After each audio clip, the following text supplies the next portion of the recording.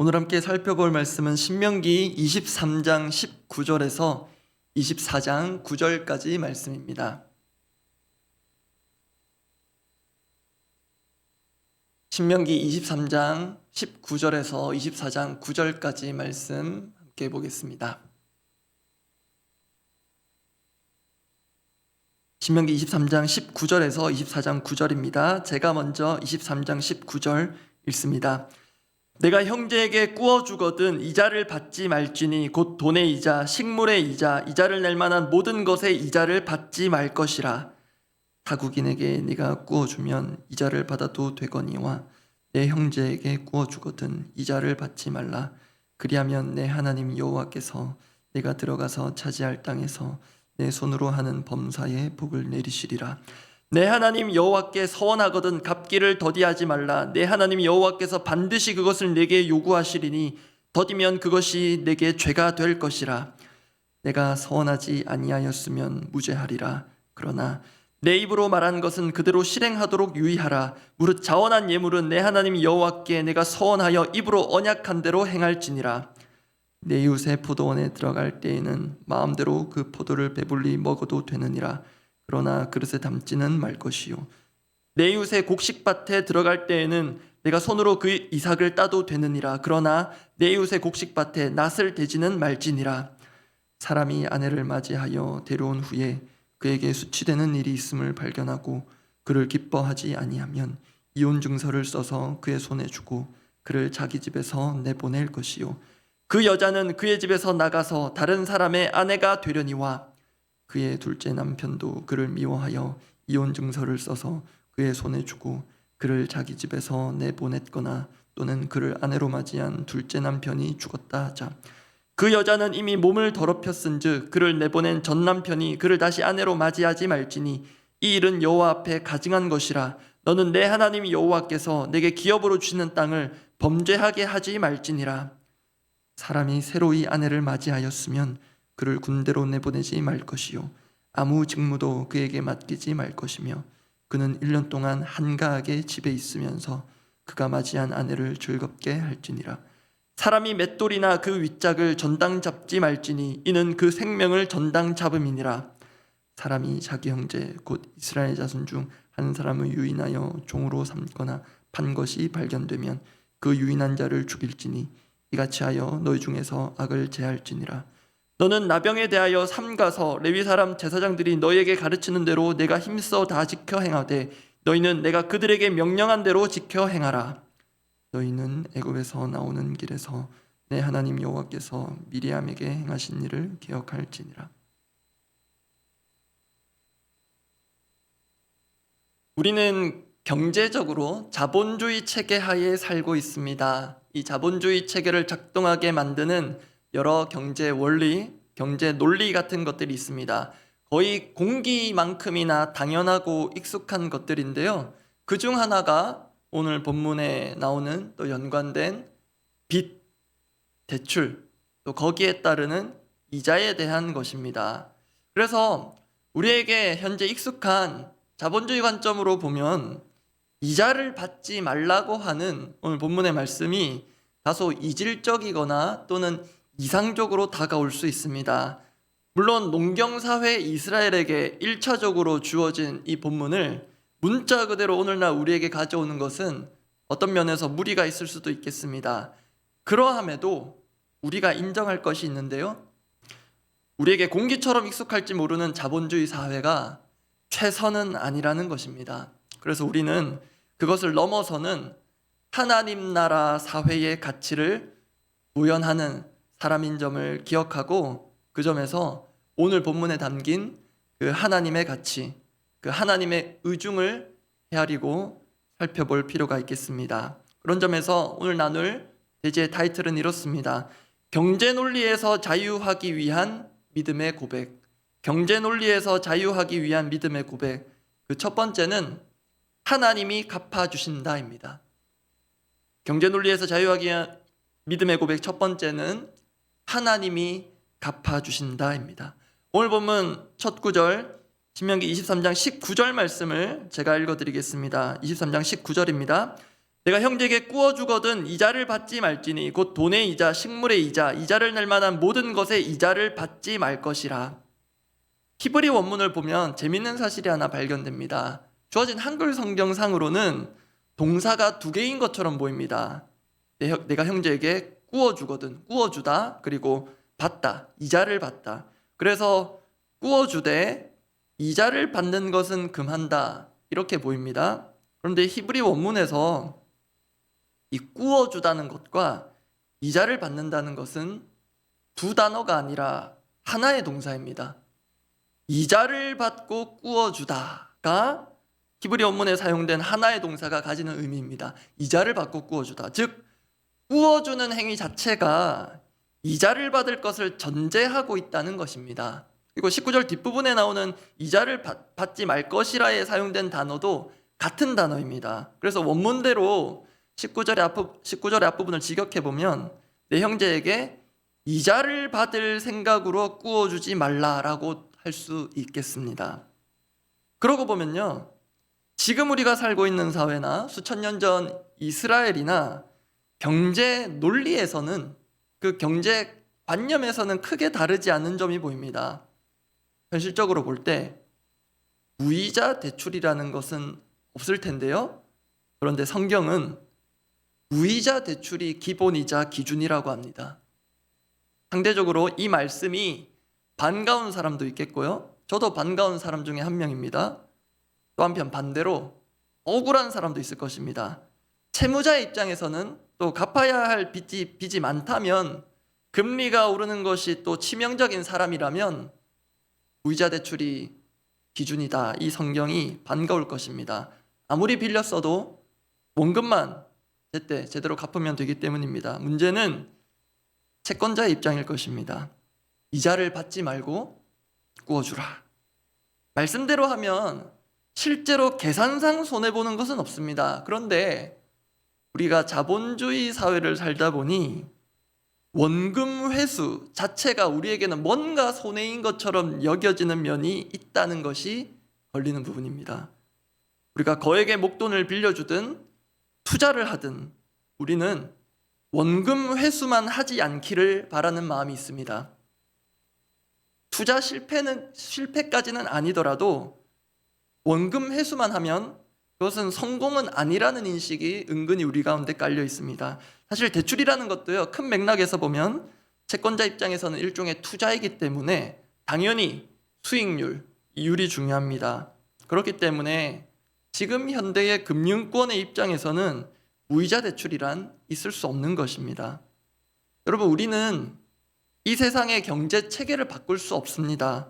누군가에게는 하나님께서 그런 특별한 사명을 주실 수 있겠지만 그게 우리 모두의 사명은 아닙니다. 그렇다면 오늘 이 본문의 말씀 앞에 우리가 바꿀 수 있는 것은, 우리가 당연하다고 생각하지만 말씀을 기준으로 볼 때는 그게 당연하지만은 않은 경제관념이나 경제 논리입니다. 그것은 우리 스스로가 얼마든지 바꿀 수 있습니다.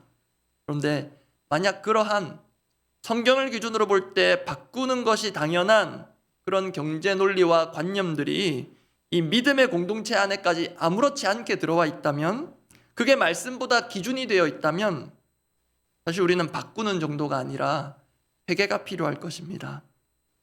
그래서 개인 간의 관계, 특히 본문에서 말하는 형제 자매든, 또 확장해서 믿음의 형제 자매든, 우리가 사람 간의 관계에서 때로 빌려주고 돌려받을 상황이 발생할 경우 오늘 본문 말씀을 기준으로 한다면 말씀 그대로입니다. 이자를 받을 생각으로 꾸어주지 않아야 하겠습니다. 그러려면 우리에게 너무나도 당연한 이자 받는 것을 당연하게 여기지 않아야 하겠습니다. give and take란 말이 있는데요, 이 대출의 맥락에서는 give and take more이 기준인 면이 있습니다. 더 받는 게 당연한 것처럼 되어 있는 이 기준을 give and give까지는 아니더라도 give and take만 하라는 것입니다. 그런데요, 그럼에도 채권자의 입장에서는 손해보는 느낌을 지울 수가 없습니다. 왜 그러냐면 실제로 내가 목돈을 그 형제자매에게 빌려주는 만큼 나는 그만큼의 물질을 사용할 수 있는 기회를 잃어버리게 되기 때문입니다. 금전적인 손해는 당장 없습니다. 그렇다고 아무런 손해가 없는 것도 아닙니다. 그러한 부분에 대한 금전적인 보상을 이자로 적정 수준에서 받는 것이 사실 문제라고만 할 수는 없습니다.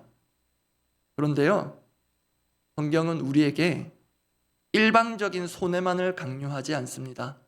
그러한 손해보는 느낌, 실제적인 손해를 만회하고도 남는 비결이 있습니다. 오늘 본문 20절 말씀입니다. 20절 말씀을 함께 읽어보겠습니다. 타국인에게 내가 구워주면 이자를 받아도 되거니와 내 형제에게 구워주거든 이자를 받지 말라. 그리하면 내 하나님 여호와께서 내가 들어가서 차지할 땅에서 내 손으로 하는 범사의 복을 내리시리라. 실제 대출 원금은 빌려간 사람이 갚을 것입니다. 그러면 손해본 이자는 누가 갚는가? 내가 마땅히 받았어야 할 이자를 받지 않은 그 손해는 누가 갚는가? 이 말씀에 따르면 하나님이 갚아주십니다. 그래서 경제 논리에서 자유하는 믿음의 고백 첫 번째가 하나님이 갚아주신다 였습니다. 내 손으로 하는 범사에 모든 일에 복을 내리시리라 하나님 약속하셨습니다. 그래서 내가 이 땅에서 투자한 것 또는 손해본 모든 것을 이 땅에서만 사람과의 관계에서 모두 돌려받으려는 생각을 우리는 과감히 내려놓을 필요가 있습니다. 수평적인 관계에서는 기브입니다. 그런데 테이크는 하나님께 하라는 것입니다. 왜냐하면 하나님께서 갚아주신다, 범사의 복을 내리시리라 약속하셨기 때문입니다. 그래서 다시 한번 이 지점에서 우리가 확인하는 것이 우리의 셈법과 하나님의 셈법은 분명 다르다는 것입니다. 우리는 합리적으로 또 정확하게 계산하는데요, 실은 더 정확한 것은 하나님의 셈법입니다. 우리에게 있는 것이 곧 하나님께서 주신 것이기에 하나님은 자신의 것을 결코 허투루로 사용하시는 법이 없습니다. 우리가 손해만 보고 사는 것을 원하지 않으십니다. 단 그 손해를 우리 스스로 어떻게든 만회하려고 하는 것은 원치 않으십니다. 하나님이 갚아주실 것을 믿고 우리가 사람에게서 받을 것, 받아내야 하는 것, 더 받아야 할 것 계산하지 말고 도움이 필요한 이들에게 내어주라는 것입니다.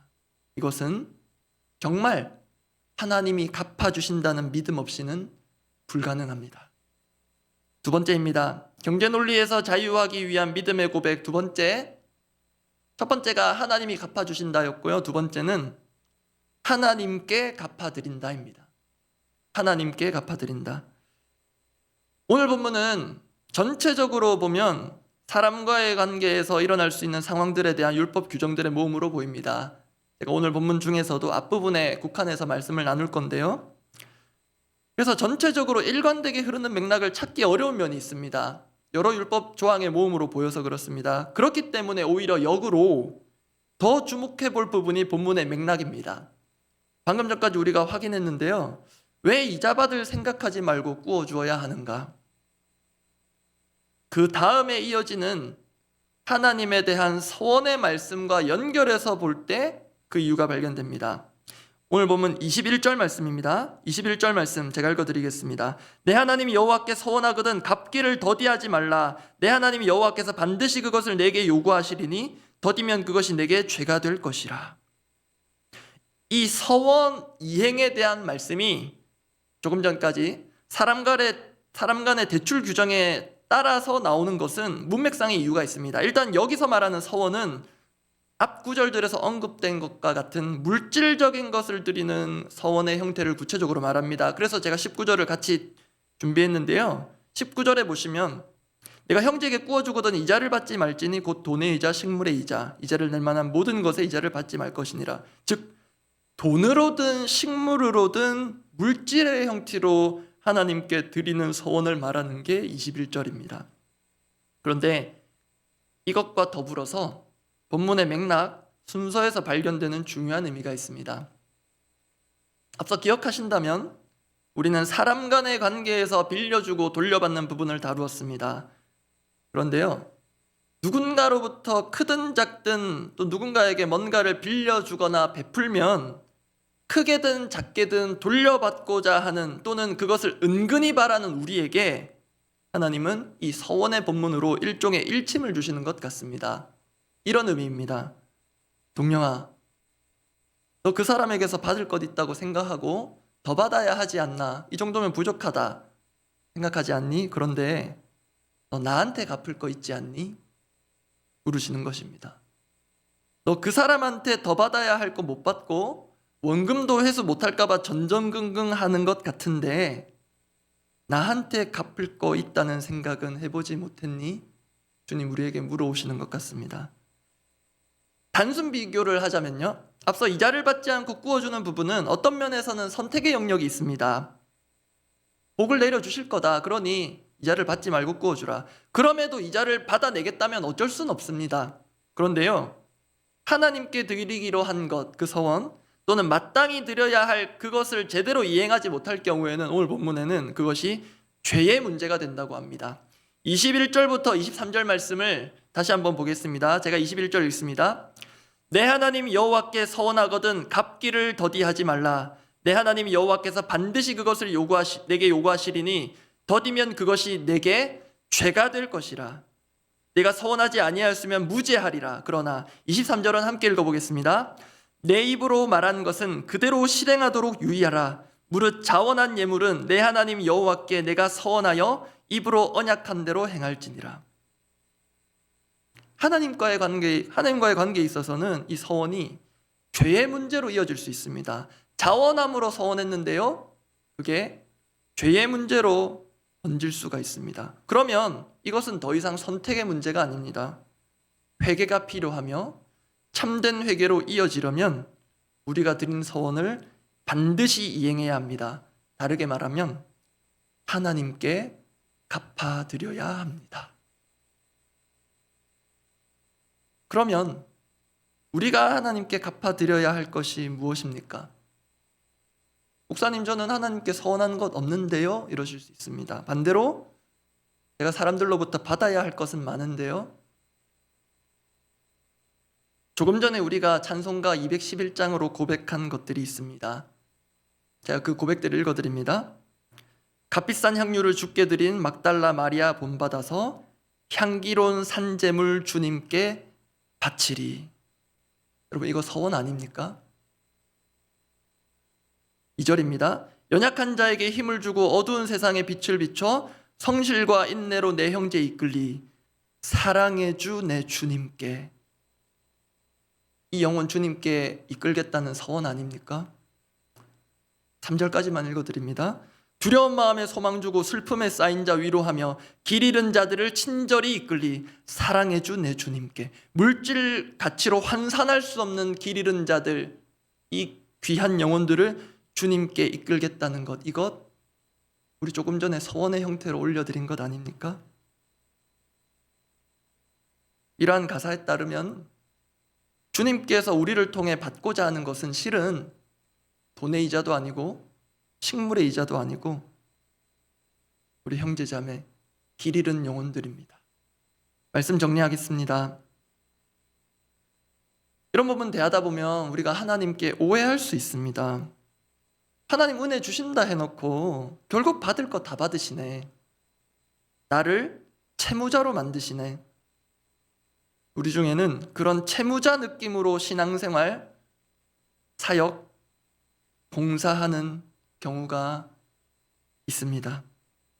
내가 이만큼 했으니 하나님 이만큼 주셔야 하는데 이만큼 주시기는커녕 뜻하지 않은 고생과 고난만 이자까지 쳐서 주신다. 돈 문제 없는 대신 사람 문제로 고통스럽게 하신다. 그렇게 우리는 하나님을 채무자로 만드는 경향이 있습니다. 근데 여러분, 히브리 원문을 보면 또 하나 재미있는 사실이 있는데요. 21절에서 서원에 대해 갚기를 더디하지 말라 할 때 이 갚는다는 것은 경제적 용어가 아닙니다. 아마 다 들어보셨을 히브리어일 것입니다. 샬롬입니다. 샬롬. 하나님은 우리에게 받을 것을 원하시는 것이 아니라 실은 샬롬을 원하십니다. 그것이 하나님의 행법이시며 그 샬롬의 은혜는 곧 속죄의 은혜입니다.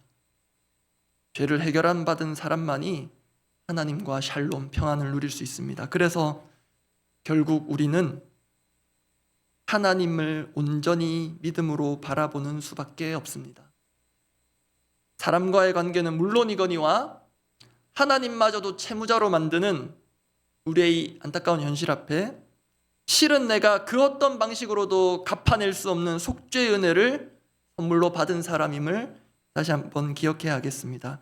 그 선물에 대한 감사가 우리에게 있다면 우리는 손해에 덜 민감해질 수 있습니다. 내가 손해보며 살고 있고 피해보며 사역하고 있다는, 그래서 회수해야겠다는 본전의식, 그런 경제논리에 입각한 신앙생활을 벗어날 수 있습니다. 그 비결이 은혜입니다. 그 은혜로부터 다시 시작하는 오늘이 되기를 바랍니다. 기도하겠습니다. 본문 묵상하며 갈라디아서 6장 9절 말씀, 유명한 구절인데요, 이 말씀 생각나서 읽어드리고 이 말씀 붙들고 또 기도하고자 합니다. 우리가 선을 행하되 낙심하지 말지니 포기하지 아니하면 때가 이름에 거두리라. 우리 중 그 누구도 악을 행하는데 열심인 사람 없습니다. 다 선을 행하고요, 선의를 가지고 행합니다. 그럼에도 낙심하는 경우가 종종 발생합니다. 여러 가지 이유가 있겠죠. 그 중 하나가 이 기도 제목 가운데 담겨 있습니다. 우리가 선을 행하여도 선의로 무엇을 행하더라도 마땅히 그에 상응하는 인정과 보상을 받지 못할 수 있습니다. 마땅히 받아야 하는데 내가 인정까지는 아니더라도 이것을 누군가는 알아줘야 하는데, 그래야 내 마음이 괜찮아지는데 알아주기는커녕 왜 이렇게 했느냐, 왜 이것밖에 못했느냐. 우리 부모가 자녀들에게 그럴 수 있고요, 심지어 교회 공동체 안에도 이런 일이 빈번하기에 우리 가운데 풀 수 없는 상처와 아픔들이 엉킨 실타래처럼 남아있는 것 같습니다. 그런데요, 이거 사람 간의 관계 안에서 풀 수 없어 보입니다. 선을 행하되 선의로 무엇을 행할 때 어쩌면 당연히 찾아오는 이 낙심의 문제에서 벗어날 수 있는 비결은 결국 하나님께서 갚아주실 것이라는 믿음입니다. 또한 이미 내가 다 갚지 못할 은혜를 이미 받았다는 믿음입니다. 그 믿음으로 기꺼이 구워주며 낙심되는 상황에서도 기쁨으로 사역할 수 있기를 원합니다. 다시 말씀드립니다. 사람이 해결해 주지 못하고 갚아주지 못합니다. 하나님만이 갚아주실 수 있습니다. 어제 주일 말씀처럼 이 부분에 있어서 하나님께 초집중하고 집념을 가지고 하나님의 은혜를 구하는 이 새벽 되기를 원합니다. 기도하겠습니다. 아버지, 내가 형제 자매를 망하게 할 목적으로 더 받고 더 받아내려고 하지는 않았습니다. 그런데 나는 분명 선한 뜻으로 선의를 가지고 행하였고, 이 정도면 다 알아주고 박수까지는 아니더라도 고맙다는 말 들을 줄 알았는데 왜 이것밖에 안 되느냐 하는 얘기들을 억울하게 들을 때가 있습니다. 주님, 그렇게 선을 행할 때 인정이 아니라, 감사가 아니라 평가와 부해와 낙심이 우리를 찾아오고 그렇게 무너질 때 주님, 우리의 마음을 다시 한번 새롭게 하시되 우리가 다 갚을 수 없는 은혜를 이미 넘치도록 받은 것을 기억하며 사람들에게 내가 돌려받을 것을 못 받을지라도 하나님께서 때에 맞게 또 형태에 맞게 필히 갚아주시며, 아니 이미 쏟아 부어주셨음을 기억하고 낙심의 자리에서 일어서게 하여 주시옵소서. 사람이 회복시켜 줄 수 없는, 사람이 갚아줄 수 없는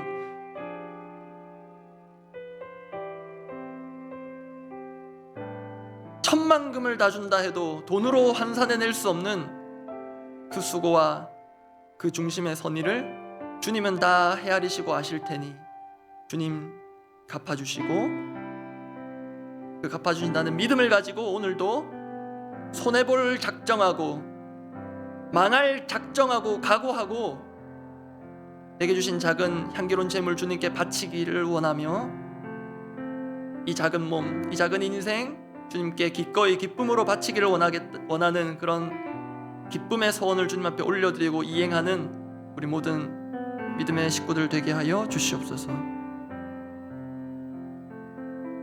우리 공동의 기도 제목들을 두고 기도하겠습니다.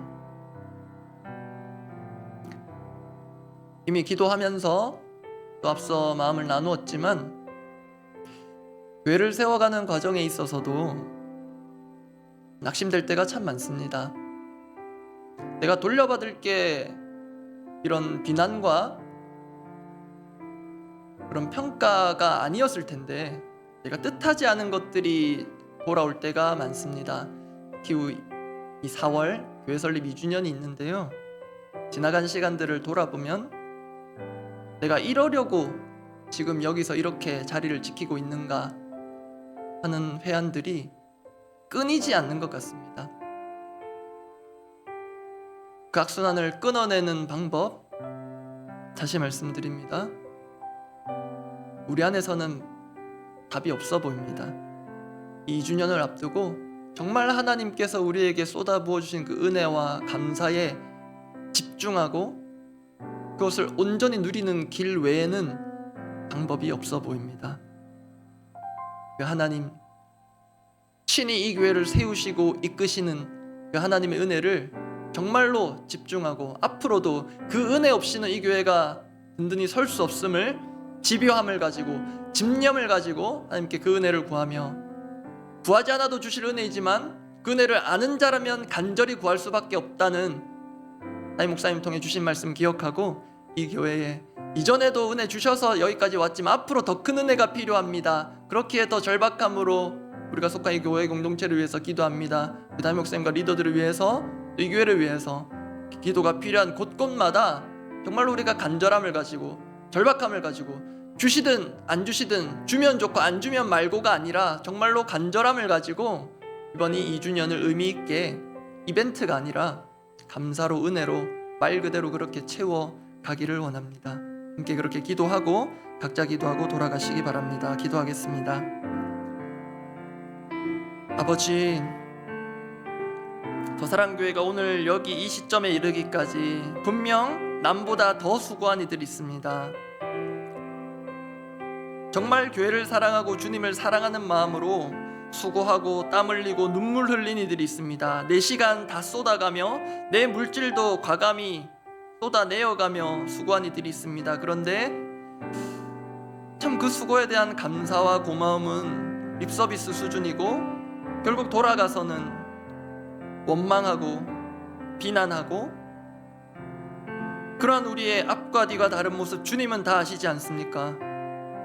주님, 이 교회가 오늘 여기에 이르기까지 숱한 위기와 암초 같은 것들을 만났음에도 불구하고 주님께서 순항하도록 이 배가 좌초되지 않도록 이끌어 주셨는데, 실은 앞으로 그런 어려움들이 없다는 보장도 없고 또 앞으로 우리를 더 온전하고 견고히 세우시기 위하여서 우리를 풍랑 가운데로 내모실 때도 있을 텐데, 주님, 그때 주님 우리 가운데 계심을 믿고 기억하고 그 풍랑 가운데 한 걸음 내디딜 수 있는, 그 배에서 내릴 수 있는 과감한 믿음, 우직한 믿음을 더하여 주시옵소서. 주님, 이 교회가 누군가의 힘만으로 세워지지 않고 주님께서 원하시는 뜻대로 세워져야 함을 기억합니다. 또한 주님은 우리의 거룩한 손길, 수고의 손길들을 또 사용하셔서 이 교회를 세우시기를 원하심을 기억합니다. 주님, 우리 서로가 한 것, 잘못한 것 따지고 평가하기 이전에 이 교회의 주인 되신 주님께 감사하며 우리가 함께 이 귀하고 거룩한 사명을 함께 완수할 수 있도록 불러주신 그 은혜에 감사하며 정말로 그 감사와 은혜 가운데 젖어드는 이 4월 두 번째 교회 생일을 맞이하기를 원하오니, 주님, 우리 마음 가운데 앙금처럼 가라앉아 있는 것, 언제든지 일어나고 폭발할지 모르는 그 위험한 지점들 주님께서 만져주시고 그 심지를 잘라내주시고, 주님, 우리가 정말로 서로를 사랑함과 존중함으로 껴안을 수 있는 그런 하나됨으로 이 귀한 4월, 또 이 감사의 4월을 맞이하게 하여 주시옵소서.